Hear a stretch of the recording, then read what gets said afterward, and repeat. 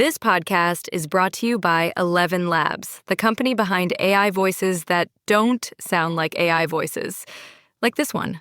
Learn more at visit11labs.io/Atlantic to get started for free. Big news. Sephora is now on Uber Eats. So if you find yourself facing a beauty emergency, like needing a last-minute gift, or you're just out of your favorite mascara, again, don't panic. We got you. Order now and get $10 off on Sephora orders of $50 or more on the Uber Eats app. Order now. Offer ends October 30th. One order per customer. Additional terms apply. See app for availability. Delivery fees may apply.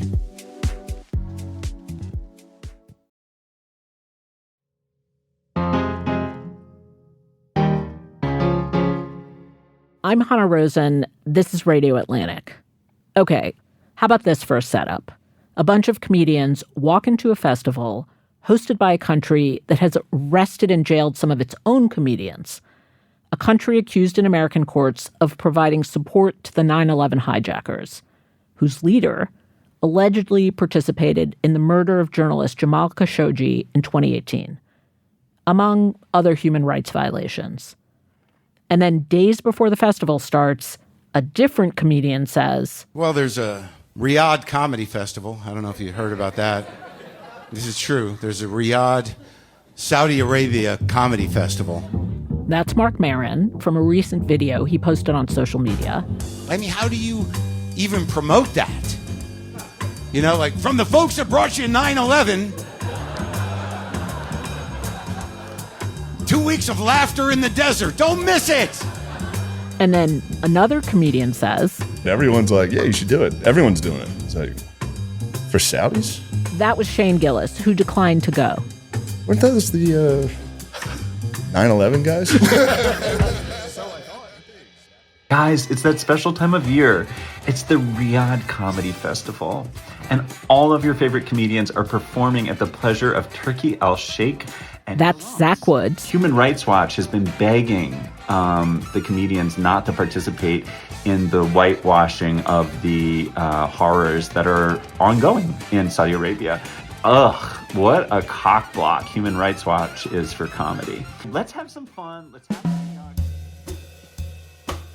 Atsuko Okatsuka said she was offered a spot in the festival, but declined.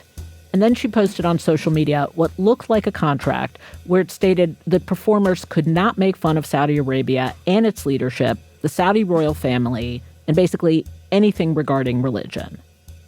Now, the comedians who did sign on to the festival included some pretty heavy hitters. Dave Chappelle, Louis C.K., Aziz Ansari, Kevin Hart, Pete Davidson, and Bill Burr, among dozens of others. The amount they were paid isn't known for sure, though at least one comedian has said he was offered $375,000 and that others received more than $1 million, which is a lot more than some of them make in the U.S. In an appearance on Real Time with Bill Maher last Friday, Louis C.K. said he had mixed feelings about attending.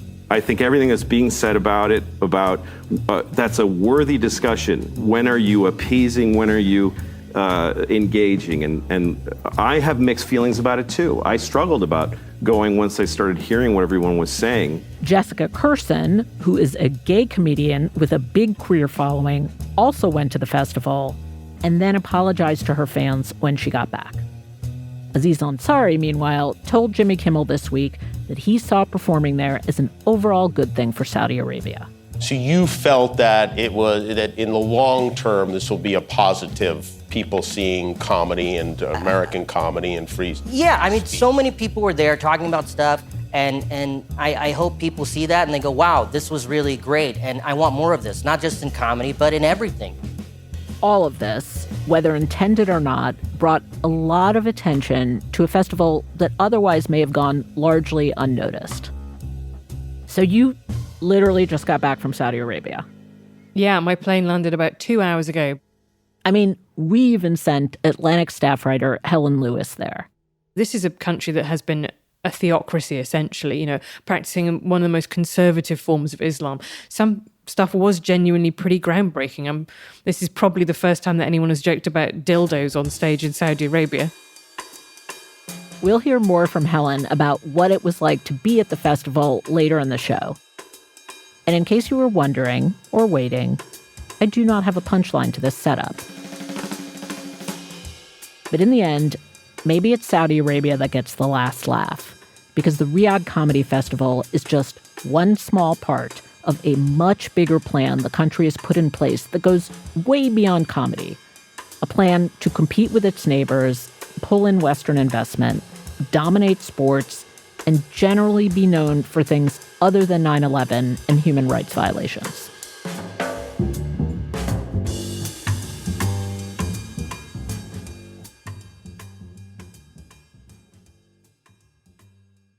You could really kind of envision the skyline of Dubai. You know that it's a shopping hub and there's all these celebrities that go there and it's glitzy and it's glamorous. Well, Saudi Arabia has a lot more money and kind of looked on all these years very jealously in some ways of the fame and fortune that came with Dubai and Abu Dhabi and Qatar's transformation.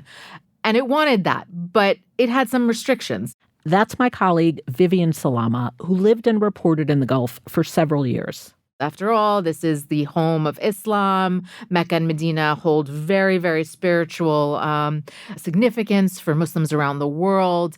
Saudi Arabia was known for morality police and things like that. It was not known for comedy and fashion and entertainment. And then all of a sudden, about a decade ago, you had a young crown prince who came in somewhat forcefully into power, pushing his cousin out of the way. And he vowed to change things. And that's when some of these new patterns began. And so it's been a gradual shift, Comedy Festival being part of that bigger picture. What is the bigger picture? Like, I've heard of Vision 2030. Like, what is that? What is that about? So Mohammed bin Salman, the crown prince of Saudi Arabia, who, by the way, just turned 40 years old in August, he launched something called Vision 2030, he and others, the king included. Vision 2030 is their economic diversification plan, which, gets very in the weeds in terms of the different sectors of development. But one of the big parts of this framework was that they were going to diversify their economic, social, and cultural life. If you read through this very long plan, it talks about the pillars for promoting a, quote, vibrant society. Among it, getting its citizens to exercise more, getting them to spend more on entertainment, things like that. They really believe that they cannot rely exclusively on the fact that they are the world's largest exporter of oil as the sole basis for generating economic revenue. They needed to diversify, which is what, by the way, Dubai and Abu Dhabi and Qatar had been doing in the decades before. It's just a more sustainable model. And Saudi Arabia, up until about a decade ago, was really in trouble in that regard because of the fact that it needed to find other alternative avenues for revenue. They weren't getting tourism the way that Dubai and Qatar were. They weren't getting any of that other money. The retail, shopping hubs were not looking to go there. As partly because of their record on a number of issues. Human rights, for example, has been problematic all along. Repression of women was always something that was notable for Saudi Arabia. They have been trying to change this in conjunction with this diversification plan that they're also trying to execute on. It's funny you're saying it in this straight way, but as you're saying, I'm like, this does not necessarily hang together. Like, how does Comedy Festival dropped into the middle of this make any sense? Comedians are known for making fun of everything. And so how do you think they thought through that? It's not a shopping center. It's a different animal. The fact that we are here talking about it is what they are trying to accomplish. They want to bring eyes and, people's attention to Saudi Arabia for things other than, say, negative headlines or just the Hajj, for the Islamic pilgrimage. They want to be known for other things. They want us to be talking about Saudi Arabia. Did you see that festival in Saudi Arabia? Did you see that fashion show in Saudi Arabia? So Mohammed bin Salman, or MBS, has actually made headway in this goal, proving to the world that this is not your grandma's Saudi Arabia. He's also an ally of President Donald Trump. During Trump's first presidency, his very first international visit was to Saudi Arabia. In the spring of 2018, Trump hosted MBS at the White House for some classic Trumpian deal-making. We've become very good friends over a fairly short period of time. I was in Saudi Arabia in May, and we are bringing back hundreds of billions of dollars into the United States, and we understand that. Then, just about 6 months after that warm welcome in the Oval Office, news broke about the shocking killing of Washington Post columnist Jamal Khashoggi. It was eventually determined by U.S. intel that the Crown Prince, Mohammed bin Salman, either knew about or directed the killing of Jamal Khashoggi, which was an extremely brutal event, as we know now, happened extraterritorially in Istanbul, likely with the use of a bone saw. And so you had this very jarring image of this journalist working for a Western publication who was brutally killed by this man. And at the same time, he was out there talking about, I'm a different kind of ruler, I'm a reformer, I want to engage with the West. And so you had this split screen situation. And it just so happened that the Trump administration had come into office right around that time. President Trump did acknowledge with some trepidation these reports. He reportedly, according to my sources, told the Crown Prince and the King privately, I hope there wasn't a bone saw. I'll be very mad if there was a bone saw. But also made very clear that he wasn't going to get involved in their domestic affairs, that this relationship is a business relationship above all else. We can help each other do really well. Do you, as an observer of the country and its ebbs and flows, think that MBS, for being young and kind of desiring this cultural opening, has made any actual meaningful reforms? Oh, yeah, most certainly. I mean, when I last visited Saudi a year and a half ago, maybe, I couldn't actually believe how much it had changed. There was a time less than a decade ago where I could not walk around without an abaya, the full dress that goes to the floor, that covers the very modest clothing. Oftentimes I'd have to have a veil at least on hand so that if anyone yelled at me, I'd just kind of throw it on my head, if not always wearing it. I walked around in jeans and a T-shirt. Women were wearing bright, vibrant abayas that were open and showing their jeans and T-shirts underneath. And I'm talking Saudi women. Their hair was exposed, much more than I'd ever seen before.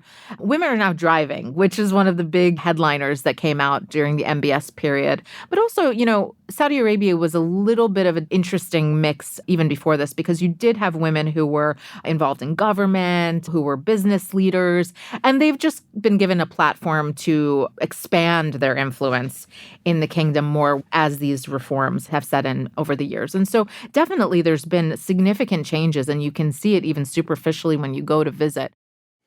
So thinking about the comedy festival again, one obvious argument is, you have a comedy festival, you have comedians show up, Saudis are in the audience, they hear this kind of comedy. Even if it's not free comedy, it cannot criticize the Crown Prince or the government or the royal family. It's still an edgy kind of comedy, and that in and of itself has an opening effect. Do you believe that to be true? I mean, it is surprising to me, having been now traveling and or living in the Gulf for close to 20 years. It is surprising to me to see where we are. I mean, it's definitely a change. It has to be acknowledged. At the same time, whether or not you can criticize the government, for example, I mean, that's obviously still a red line, and it's problematic. And a lot of these comedians just decided that they're not going to participate in a festival that draws red lines. Yeah. That tells them what they can and cannot say, because comedy is notoriously sort of, free reign, or at least it used to be. I mean, things are changing even here, but the Gulf governments, and I'm not just talking about Saudi Arabia, the governments in the Middle East across the board don't take criticism very well. They're not a free speech society by any stretch. Yeah. I guess what you're observing is openness is a big, broad term. There is some openness in the way women walk around on the streets, the fact that women drive, the kinds of comedians that were invited. But that doesn't mean all kinds of openness. It doesn't mean criticizing the government. It doesn't mean comedians can say what they want to say. And it doesn't necessarily even translate into the exact same standards for a Saudi citizen. But it is something different. That's right. And a lot of these comedians have just determined that any restriction is a no-go. After the break, the view from inside the comedy festival.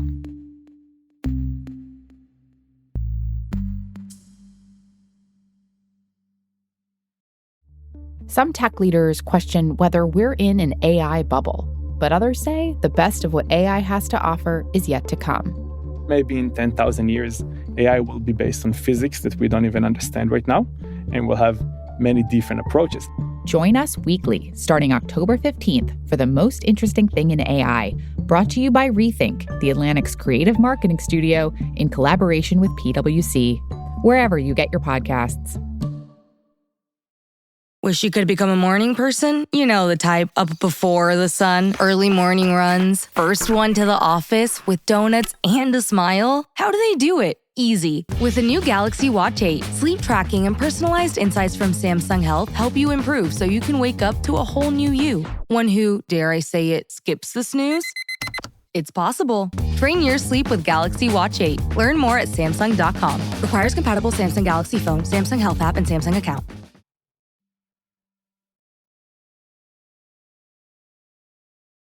The Riyadh Comedy Festival just wrapped today, and as fans and comedians return home, a clearer picture of what the event was actually like is taking shape. Atlantic staff writer Helen Lewis just arrived home from Riyadh when we spoke. So we went to see the co-headliners of the comedy festival, who are Louis C.K. and Jimmy Carr, a British comedian. And they had a Saudi comedian as a support act. And he said, I just want everyone to give a big round of applause for Mohammed bin Salman.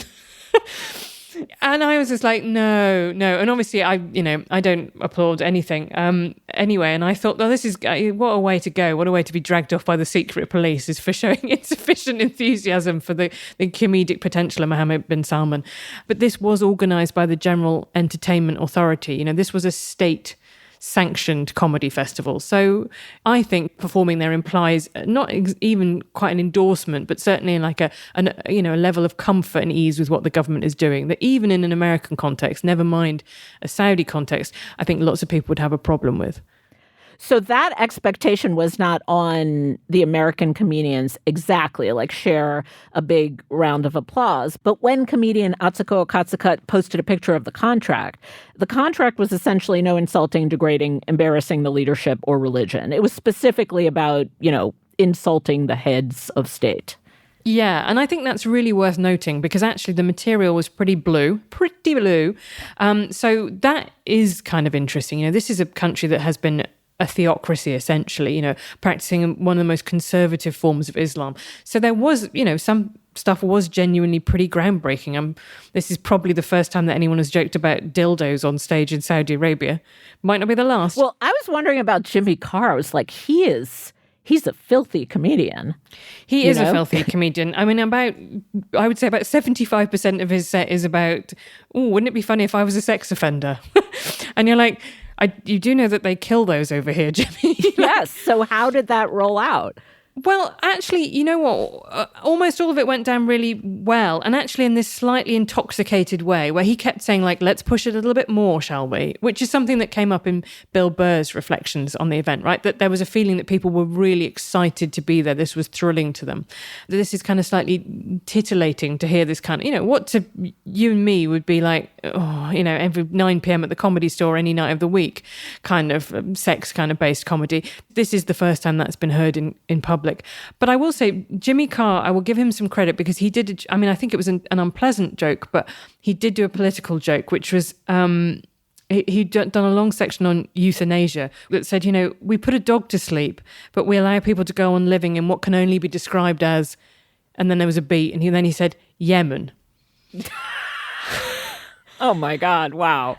And there was genuinely a kind of collective... Yeah. Because mentioning the Saudi war with Yemen and the bombing of the Houthi rebels there is an incredibly touchy political subject. Then he went back to some, light-hearted anal sex material and everybody kind of calmed back down again. The other thing I thought was very interesting about Louis C.K. is he basically did, as far as I can tell, his current tour show. So he did a whole bit that was about how much he hates jury duty. Well, no one in Saudi Arabia does jury duty. And then he did a bit about how terrible it is when it rains. It's literally a desert. So he was playing it safe, yeah. And then he did a bit about how the woman down his hallway is really elderly and yet still, despite that, still wears, a tube top and cropped shorts, and he finds this disgusting. And I was like, again, not a problem that these people will encounter in their day-to-day life, Louis C.K. Right. So it was, and he did do a bit about his own religion. He said, am I okay to mock my religion? Am I okay to talk about Catholicism? And so technically violating the spirit of the contract, except that we all know that the spirit of the contract really was don't mock Islam. There have been some comedians, like Aziz Ansari, for example, who have come out after the event and said, I think it was net positive. Like, it was net good for Saudi Arabia. It exposed people to a kind of talk and humor that they hadn't heard before. On the Bill Burr podcast that we mentioned, you were not in this show, but he talked about a comedian who he did not name, who, when 3 members of the audience who were Saudi got up to go to the bathroom, this comedian who was gay said, "Oh, are you going to check Grindr?" Which Bill Burr thought was like, whoa, that's really pushing it. And so there are some voices coming out of that saying, like, they really did push the boundaries in some way. Did you talk to any comedians? What was your sense of, like, did they feel good about what they'd done, whether it had had any impact? I mean, I talked to Andrew Maxwell, who I've previously done comedy panel shows in Britain, and he gave a very interesting defense, which was he's Irish, and he said, I grew up in a de facto theocracy. Mm-hmm. Divorce was illegal, abortion was illegal, homosexuality was completely frowned upon, and all that changed during the time that I was growing up, and Ireland is now a much more liberal society, and if this has a chance to do that, I want to be part of it. And I can hear the bit in my head that's going, do we really think that Saudi Arabia is going to creep towards Western liberal democracy through the medium of dildo jokes? Right, right. It seems hopeful, but I can understand the fact that this is a very young country, right? Mm-hmm. It has de-Islamized in very visible and obvious ways. So the most obvious one is the way that the religious police no longer have powers of arrest. Mm. And, if you went over 10, 20 years ago and you weren't correctly dressed or whatever it might be, that was a really scary and repressive thing. Mm-hmm. And, I'm not saying now it's a free speech paradise, but that is definitely something that has changed. So the paradox of Mohammed bin Salman's rule of Saudi Arabia is that you can liberalize up to the exact point that he allows, but no more. And you must never question how much or how little he has liberalized. So the most obvious example of this being around the time that women were allowed to drive, also a very prominent women's rights activist, Lujain al-Hathloul, who was a big campaigner for women's driving rights. She was jailed. She's not been heard from in public since. She's not allowed to speak publicly. So the government has adopted this policy that they've said, that her position was essentially the correct one, but she did it wrong because she spoke out she questioned the Saudi state.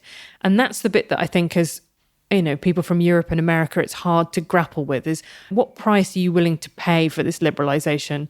And, what authoritarian penalty will you put up with? Should you be grateful for the good things while condemning the bad thing? And also part of this is, I think, when I read all the defenses of the comedians about why they were doing it, 2 things came across. One was a kind of nihilism, which was a kind of, it doesn't matter. Tim Dillon saying, they're paying me enough to silence the screams. I don't care. You just take the money, keep your head down. Mm-hmm. And then the other one was moral relativism, which was really essentially boils down to America's done some bad shit too. Who are we to preach to other people? And I heard that sentiment. And I think particularly because of the, Israel's war in Gaza, lots of comedians in that kind of sphere who took the invitation and took the money are like, our ally Israel is, bombing a country back to the Stone Age. Who are we to lecture Saudi Arabia on its human rights record? And I heard that sentiment again and again and again. And it's one that I think is quite widespread now among younger, disaffected people who listen to that kind of podcast comedian sphere, right? A real deep dissatisfaction with American foreign policy, which is not a new thing. Right? You could have said the same thing around the time of the war in Iraq in 2004. But I think it complicates what some people might feel, that America is a great liberalizing force and is morally superior to other people. So now that you've been there, which of those do you find the most compelling, or do you think in the end none of them should have gone? I mean, I wouldn't have gone. But then, you and I are in a different position as journalists, right? I don't think there's an honours system in Britain, and sometimes people who are editors of newspapers take honours and they become Sir such and such, and I think, what are you doing? If the government likes you, you've done it wrong, essentially, as a journalist. So I that's my perspective that I bring to this, and now it's not the same for comedians, and I think the bit that is kind of crucial to this is, at what point did we stop having public intellectuals and we started having comedians and started treating them as kind of philosopher kings, right? Yeah. The idea is these are people whose job is it to, like dinner theatre, like you go out for the evening and they make you laugh. And I think I want to go back to why we've ceded this much moral authority to this class of people who are, many of my best friends are stand-up comedians, but they are like heat-seeking missiles for getting the right reaction from an audience. And that's not the same thing as telling the truth, right? Sometimes the jokes are lazy or easy, and those ones are the guaranteed laughs. So for me, this whole festival should make us reappraise why we take the political thoughts of comedians so seriously and whether or not they've really earned that right to be taken seriously. Under that argument, lots of American businesses already trade with Saudi Arabia. Why are we holding Bill Burr to a higher moral standard than, Chili's or Dunkin' Donuts? A last question, which is maybe the one I should have asked you first. Why did you want to go? It's an interesting choice. It's not as if you cover the Middle East. I'm curious what you were looking for. I thought it would be funny. That's not... In many different ways. No, should I tell you what? When I saw it, and the two words Riyadh, the most austere Saudi city, the home of the Sauds, the ruling family, and in conjunction with stand-up comedy. Then I saw the lineup, and it was lots of people that I've covered for The Atlantic for a long time, right? And I was thinking about this, that the festival really owes its existence to two things. One of them is Mohammed bin Salman and his liberalizing regime, and the other one is cancel culture. Mm-hmm. And you look down that list, and it's Dave Chappelle, huge backlash at Netflix over his jokes about trans people. It's Louis C.K. got Me Too'd. But that is a sense that in the last couple of years in American comedy, that lots of people got pushed out of the mainstream and they rebuilt a whole new, in the same way there was alt comedy in the 1980s, this is kind of alt comedy, anti-woke comedy. So for me, this whole festival was really reflective of the state of American comedy and the new energy that pulsed through it. And I think pulsed through it last year, leading so many of these guys to flirt with Trump, interview Trump, maybe full on endorse Trump. And that, that is a big challenge to people my age who've grown up with the default assumption that comedy is kind of liberal. Well, Helen, get some sleep, and thank you for talking to us after your trip. As ever, thank you for having me. This episode of Radio Atlantic was produced by Rosie Hughes and Janae West. It was edited by Claudine Abade. Rob Smirsiak engineered and provided original music. Genevieve Finn fact-checked. Claudine Abade is the executive producer of Atlantic Audio, and Andrea Valdez is our managing editor. Listeners, if you like what you hear on Radio Atlantic, you can support our work and the work of all Atlantic journalists when you subscribe to The Atlantic at theatlantic.com/listener. I'm Hannah Rosen. Thank you for listening.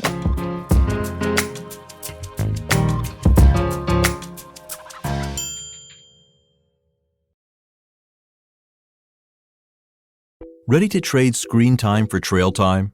Scout Motors combines heritage and innovative technology to build vehicles that connect you to what matters most, your passengers and the world around you. Our CEO, Scott Keogh, puts it like this. We did something as simple and basic as put real switches back into the car, and it's like, absolutely, I want to connect with something. And that's what our designers and engineers have brought to life in this car. Adventure awaits. Join our community at scoutmotors.com.